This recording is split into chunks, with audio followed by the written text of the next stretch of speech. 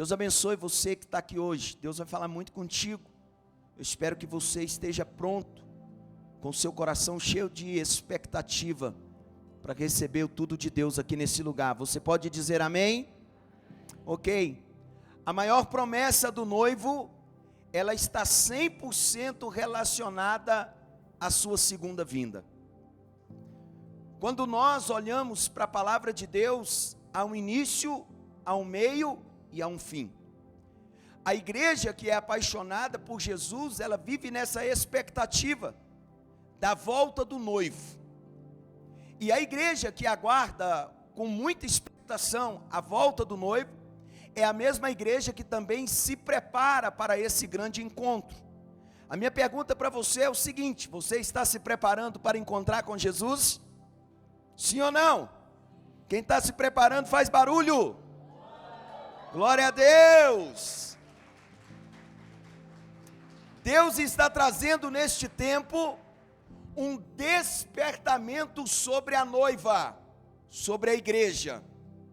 A noiva de Cristo é você que está sentado aqui hoje, e também é esse irmão que está à sua direita ou à sua esquerda, na retaguarda ou na vanguarda.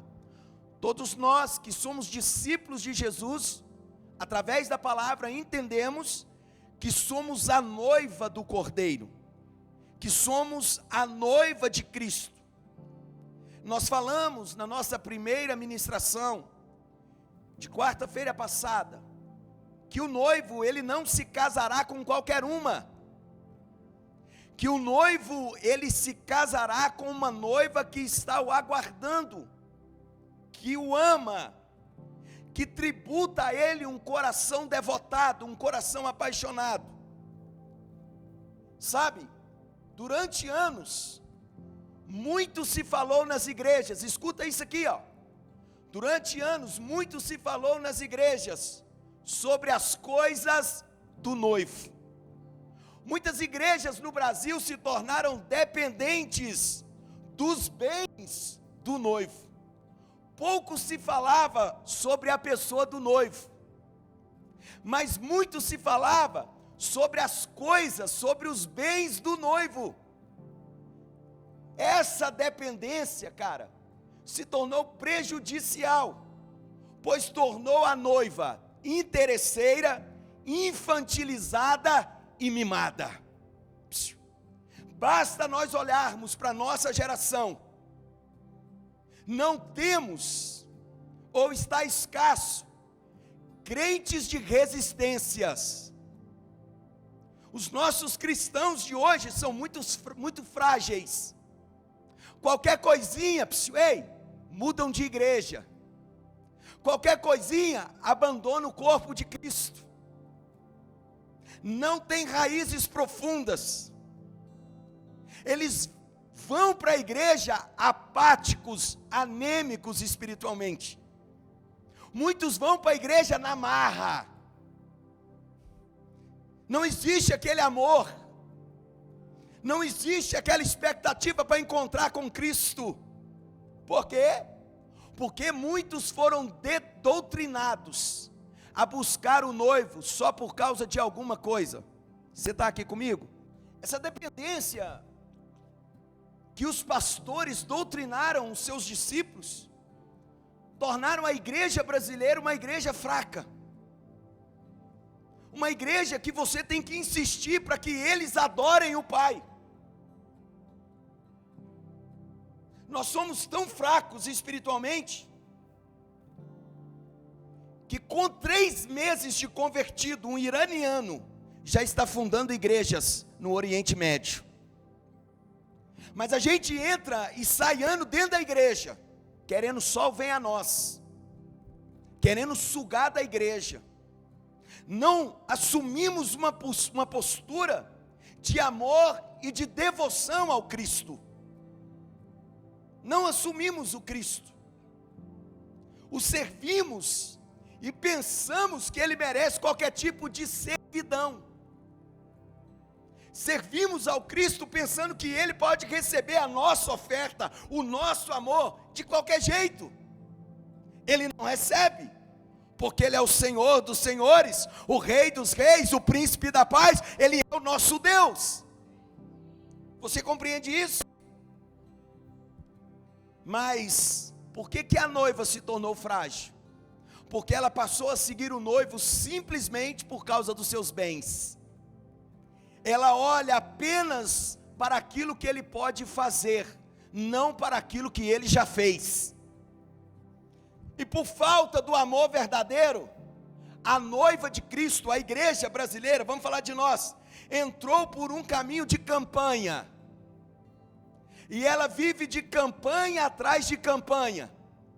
Como ela é frágil e não tem raízes profundas, a noiva ela começa a percorrer de igreja em igreja, buscando somente as coisas terrenas. Eu vou lá para a igreja A, porque agora tem a corrente para ganhar um carro zero. E a noiva frágil, mimizenta, vai atrás disso. Porque agora eu vou lá para a terapia do amor, porque eu estou ferida emocionalmente. Eu estou mal, porque eu estou na igreja atrás de um amor e não arrumo ninguém. Uma igreja frágil, uma igreja fraca, que vem para a igreja só atrás de coisas, mas deixa em casa o amor pelo noivo, deixa em casa o coração de adorador em casa, vai deixando tudo para fora, tudo lá fora, e chega aqui dentro, não consegue adorar, não consegue glorificar, a boca aqui dentro é fechada igual um túmulo, mas lá fora é uma maritaca, uma língua de trapo. Mas aqui dentro não. Lá fora dá notícia da vida de todo mundo, mas aqui dentro não posso, sabe, eu tenho que me comportar. Jesus me salvou, eu sou um cara careta agora e tal, um cara sério. Isso não condiz com você. Isso não revela santidade. Isso não revela boas práticas. Isso não revela que você tem Jesus. Você quer revelar que tem Jesus? Seja apaixonado por Ele dia e noite. Não espera só adorar Jesus dentro de quatro paredes. Faça dos lugares que você está um culto vivo ao noivo.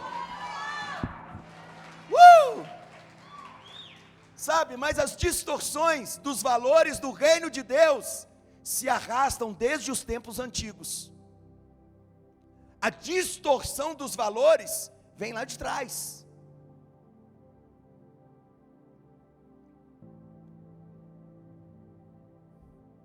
E é mais fácil para alguns pastores enganar suas ovelhas do que discipulá-las para que elas se tornem verdadeiros apacentadores no reino de Deus. Evangelho de Mateus, capítulo 21, versículo de número 12. Vamos para a Bíblia. Evangelho de Mateus 21, versículo de número 12. Jesus entrou no templo e expulsou todos que ali estavam comprando e vendendo.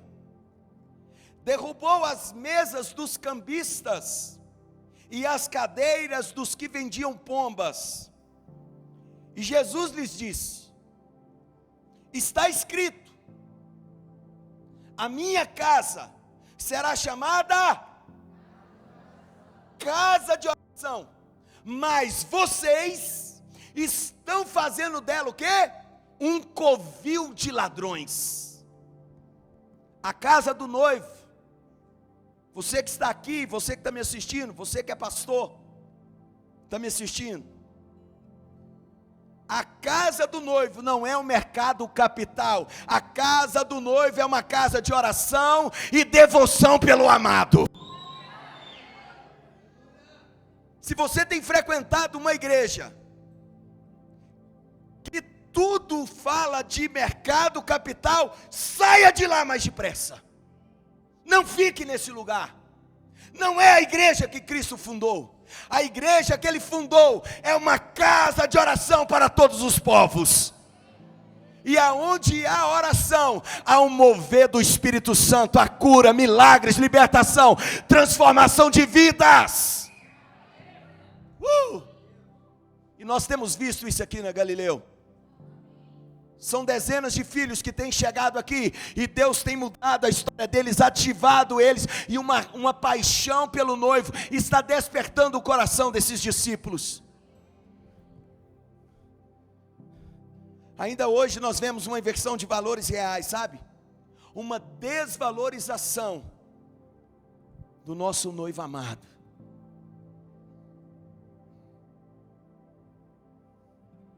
Quem é discípulo dessa casa sabe, nós nunca reunimos aqui atrás de coisas, nós nos reunimos para encontrar uma pessoa, e o nome dele é Jesus Cristo. Você entendeu isso? Sabe o que eu creio? E eu estou sentindo isso, e eu tenho orado para isso, eu tenho jejuado para isso, para que Deus libere sobre a nossa geração um batismo de devoção. Sabe, um batismo de paixão. Nós seremos e nós veremos uma noiva apaixonada, não por coisa, mas pela pessoa do noivo. Nós invertemos os valores. Nós corremos atrás de coisas, nós queremos coisas, mas o reino do nosso amado noivo fica em último lugar. Mas a palavra diz o quê? O contrário. Busque em primeiro lugar o reino de Deus e a sua justiça, e as demais coisas vos serão acrescentadas. Mas por que não é acrescentado as dádivas do reino? Porque você está cheio de coisas. Você está cheio de coisas. E aí você chega na igreja, você quer chorar, você quer pular num pé só, você quer transferir a unção para alguém. Peraí, como que você vai transferir a unção para alguém? É tão interessante isso, a pessoa passa o culto todo apática, mas de repente a hora que o profeta põe a mão na cabeça dela, ela roda igual uma... Mas peraí, por que não fez isso no culto todo? Por que não adorou o culto todo? Sabe, você tem que despertar para isso. O culto já está acontecendo antes mesmo do próprio culto começar, porque o culto é você. Aonde você estiver, há uma sintonia com o Pai, com o Filho e com o Espírito. Aonde você estiver, o Espírito habita em você. Você é noiva apaixonada? Então pode ter certeza, tem fogo na sua vida, tem unção na sua vida, tem poder de Deus na sua vida, na sua casa, no seu casamento. Aonde você estender a mão, haverá milagres.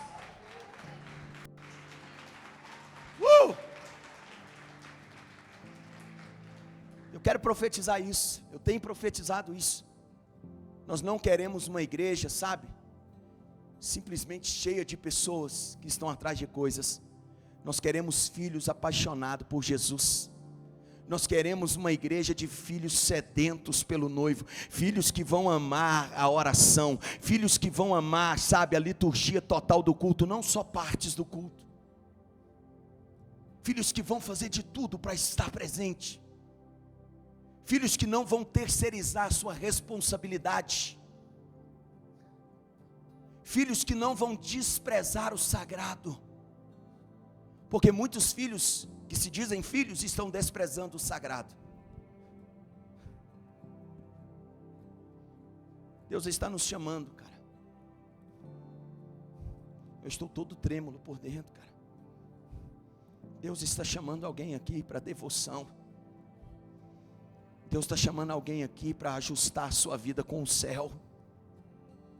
Mas você finge que é crente, cara. Você finge que é uma mulher de Deus. Cara, não existe nada de vida em você. Porque você perdeu a devoção, você perdeu o amor pelo noivo. Você não ama passar um momento com ele, você não consegue orar 10 minutos na sua casa. Como é que você quer ser cheio no culto? Me conta, cara. Você não consegue pôr um louvor no seu carro e adorar Jesus com a sua esposa. Você está só preocupado com as coisas, você só está correndo atrás de dinheiro, você só corre atrás das suas realizações pessoais, e aí você vem para o culto e fala assim, nossa, vai ser o melhor culto da minha vida, eu vou ser cheio de Deus. Cara, mas talvez isso não vai acontecer. E na maioria das vezes o problema não é com o altar, cara. O problema é com a gente, que não nos esvaziamos para ser cheio dele. você tem que se esvaziar, para que Ele possa te encher e você transbordar como um rio na vida das pessoas. Evangelho de Lucas, capítulo de número 18, versículo de número 8. Lucas 18, 8.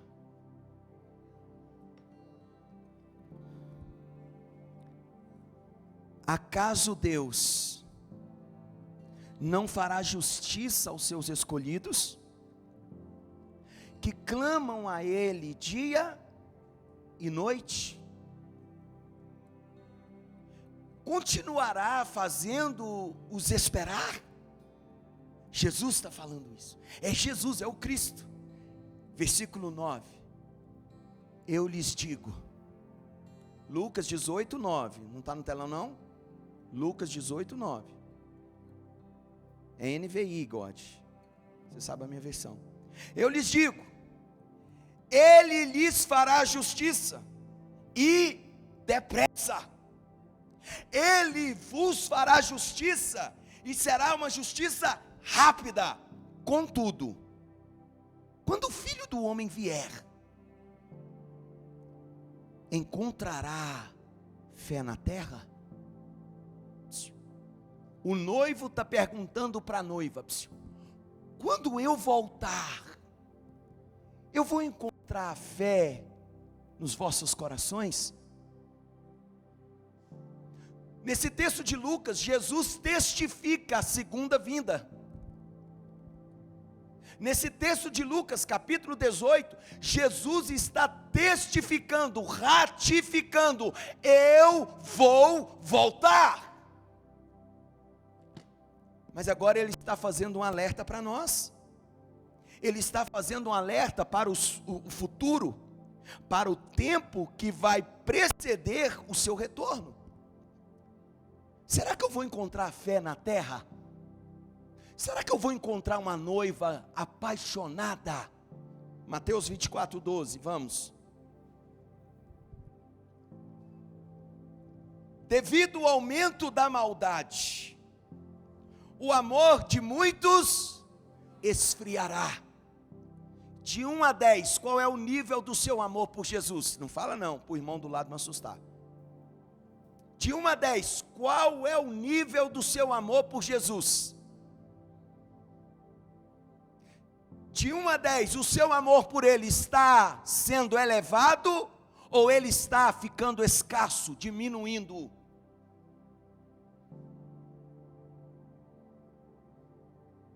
Nós precisamos ligar um termômetro espiritual em nós. Espera aí, como é que está minha vida espiritual?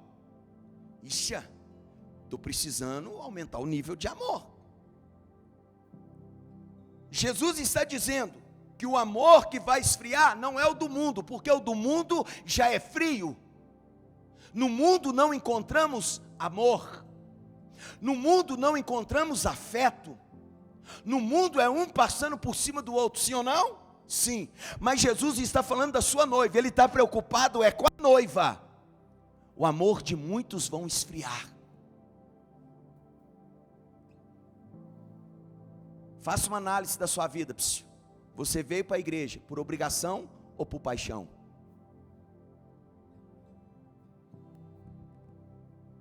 Faça uma análise da sua vida. Hoje era dia de culto. Quantas vezes você falou sobre o culto hoje para você mesmo?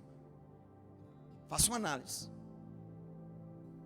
Hoje é dia de culto. Quanto tempo você tirou para preparar o próprio culto? Faça uma análise. Sabe, nós sabemos pela palavra revelada o que está prestes a acontecer. Porém, a pergunta de Jesus é taxativa: quando eu voltar, eu encontrarei fé na terra? Você sabe o que Jesus estava querendo dizer para nós? Quando eu voltar, você como noiva vai estar me esperando?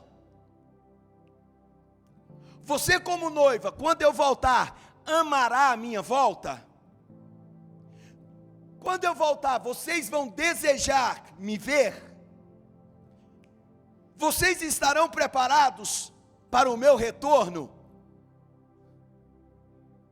Imagine você, prometida a casamento, E você fala assim: meu bem, tem um mês que eu não te vejo, eu estou indo te ver.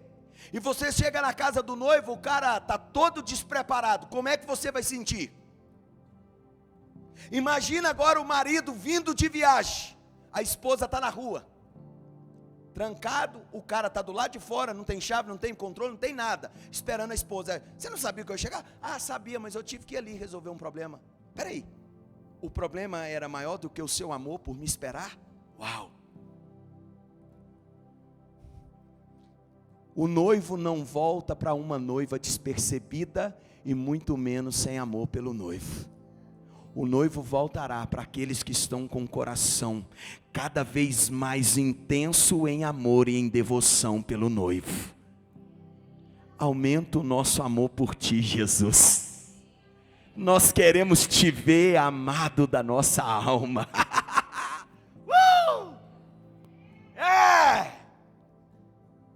Sabe, no texto de Lucas, Jesus está nos alertando para mantermos e preservarmos a nossa fé. Manter ela intacta para o grande dia que se aproxima. Pois por causa de um amor frígido, a fé também esmurece. A fé de muitos esmureceu. Vivem de passado, principalmente crente carunchado. Ele fica: ah, pastor, porque eu era bom, sabe, eu ia para a igreja, eu tinha um amor, eu cantava no coral, eu participava das vigílias. Por que não participa mais? Aqui está a resposta, bebê: o seu coração esfriou e a sua fé esmoreceu. Seu amor esfriou, não é o mesmo amor, não é a mesma paixão, porque quem tem amor e quem tem uma fé viva, cara, ele quer todo dia encontrar com o seu amado.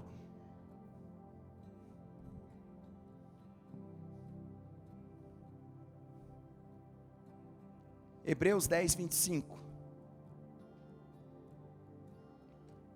Hebreus 10, 25. Não deixemos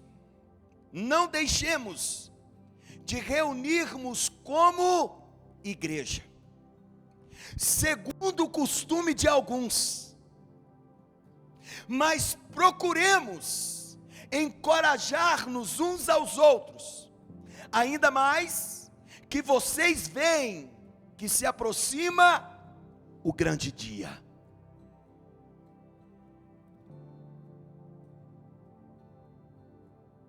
Deus deu uma parada no ser humano há uns 2 anos.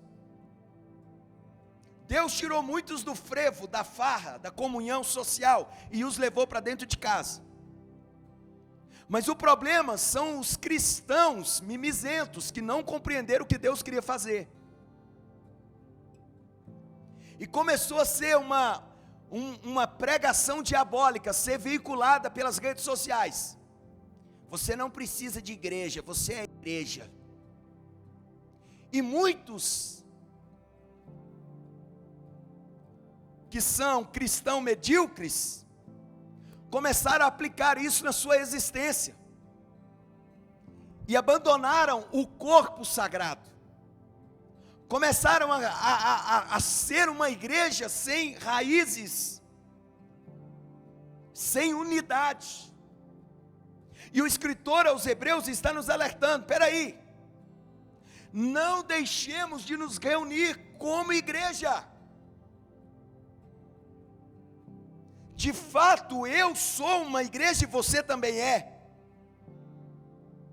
Mas nós só podemos deixar jorrar lá fora aquilo que a gente absorve aqui dentro, na palavra, com os seus líderes, com os seus pastores, com os seus irmãos.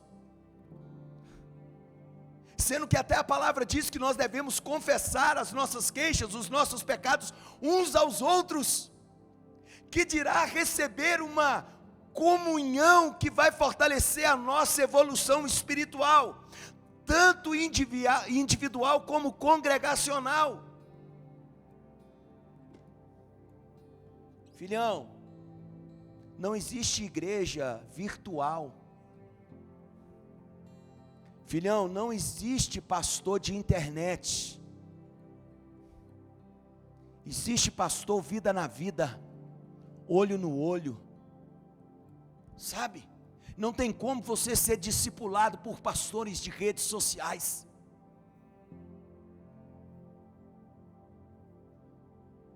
Ouça todos se você quiser, mas tenha cuidado com o que você está ouvindo, porque pode ser que você não fique de pé amanhã. Retenha o que é bom, não envolva com essas questões, fundamente a sua vida na palavra do Cristo, não na palavra de homens sem Cristo, porque qualquer um hoje está dizendo que é pastor.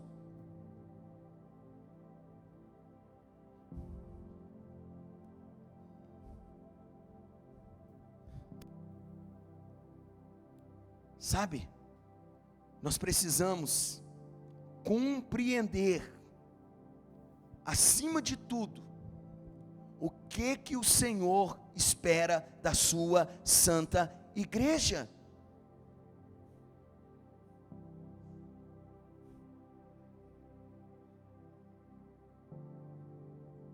Você precisa despertar a sua vida, porque Deus não te chamou para ser enfeite de templo religioso. Deus não quer uma noiva que se assente aqui e não tenha paixão e amor pelo noivo.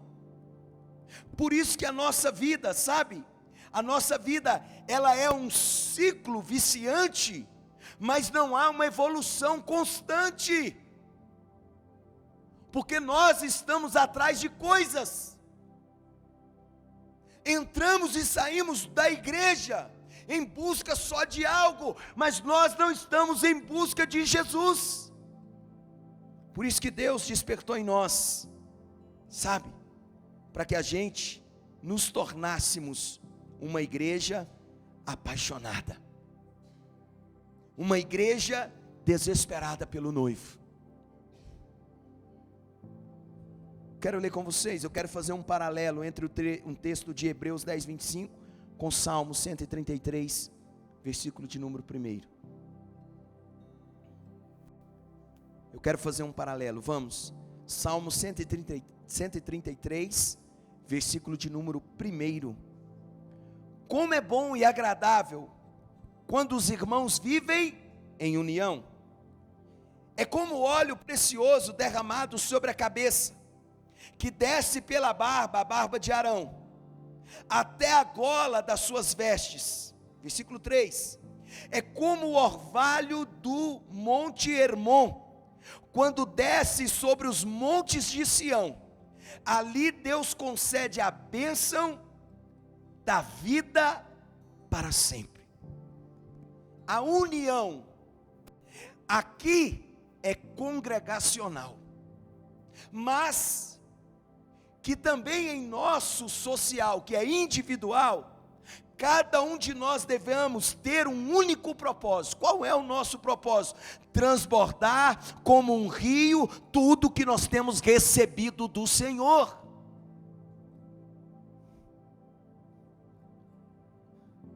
A noiva precisa desaguar aquilo que ela está vivendo no noivo.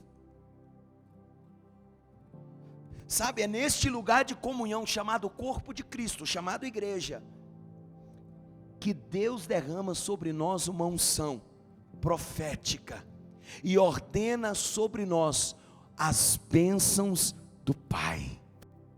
É aqui em unidade, é unificado a esse irmão que está do seu lado, é participando de uma célula, é sendo apacentado por alguém que se dispôs a ser um apacentador, que nós iremos caminhar junto até o grande dia que se aproxima, o nosso encontro com o noivo. Quantos estão compreendendo isso? Faz barulho para Jesus. Você pode aplaudir Jesus bem forte?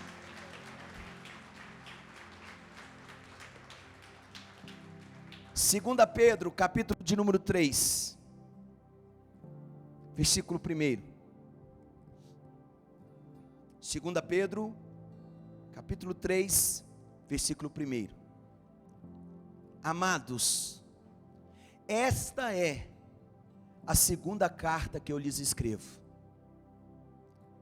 Em ambas, eu quero despertar com estas lembranças a sua mente sincera, para que vocês se recordem das palavras proferidas no passado, pelos santos profetas, e do mandamento de nosso Senhor e Salvador, que os apóstolos de vocês ensinaram.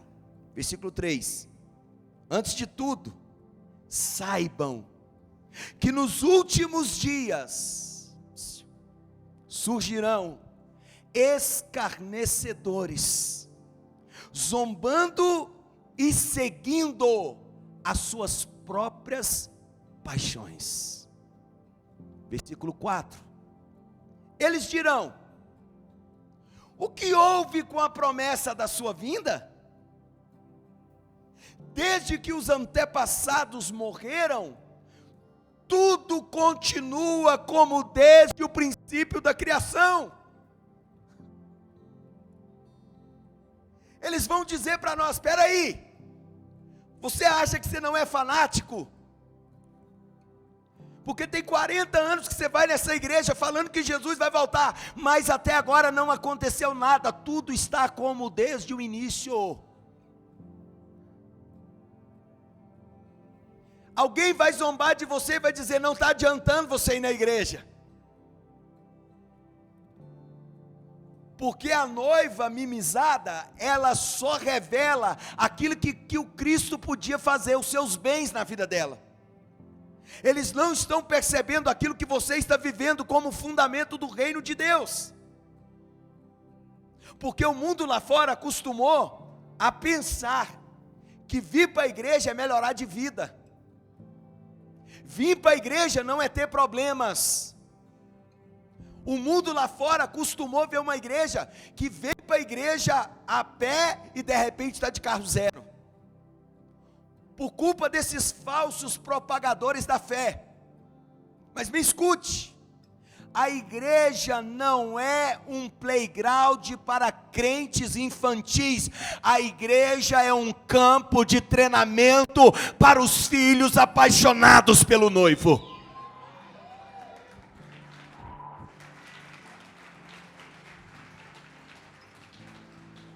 Posso ser honesto com você? Vou ser bem honesto. Se você quer moleza, não vire evangélico. Se você quer moleza, não vire cristão, porque cristão é sinal de martírio. O verdadeiro cristianismo é renúncia, o verdadeiro cristianismo é morte. Jesus disse: vocês querem me seguir?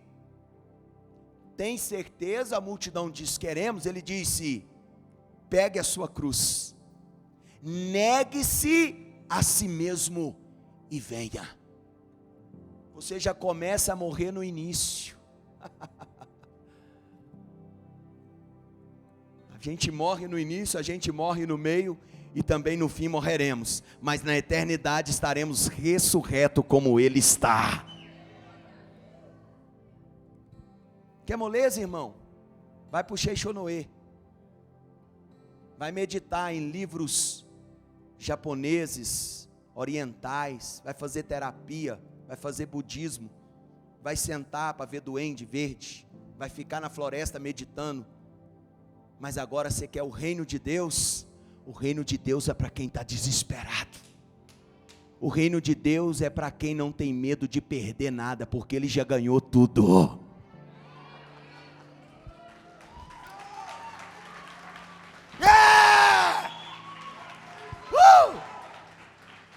Isso é o reino de Deus.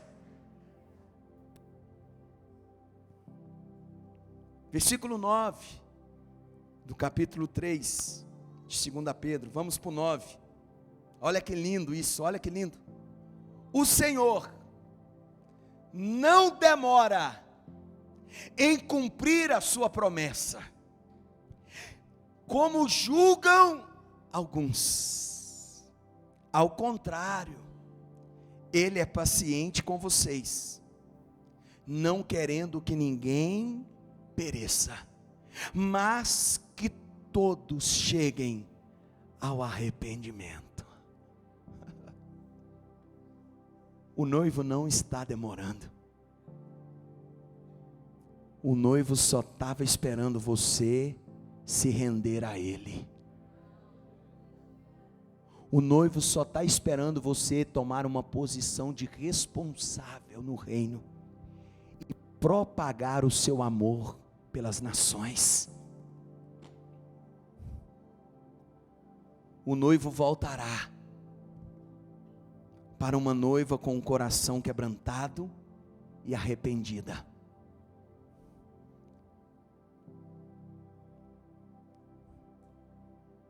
Eu quero ler o último texto com vocês. Salmos 42, versículo 1. Como a corça anseia por águas correntes, a minha alma anseia por ti, ó Deus. A minha alma tem sede de Deus, do Deus vivo. Existe um sonho no coração da noiva. Quando é que eu poderei entrar e me apresentar ao Senhor? Quando é que eu vou poder te olhar nos olhos? Quando é que eu vou poder ouvir a sua voz? Porque a Bíblia fala que os teus olhos são como chamas de fogo. A Bíblia diz que os seus cabelos são brancos como a neve. A Bíblia diz que os seus pés são como latão reluzente. A Bíblia diz que da sua boca sai uma espada. Quando é que eu vou poder ver essas coisas?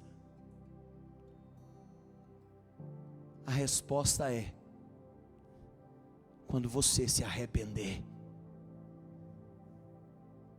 Você quer encontrar com o noivo? Se arrependa. A gente acha que arrepender é só dos pecados cabeludos, porque a gente até nomeia eles, né? Esse é pecadão, esse é pecado, esse é pecadinho. Não, Jesus não está falando disso para nós. Jesus está dizendo para nós o seguinte: arrependa de todo tipo de pecado, inclusive da sua negligência cultual, porque nós entramos aqui dentro muitas vezes, não atrás do noivo,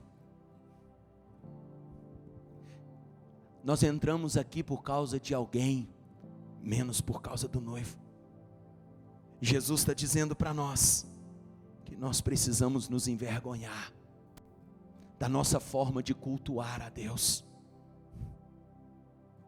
Uma noiva apaixonada, ela quer lavar suas vestes. Uma noiva apaixonada, ela quer mudar sua mentalidade.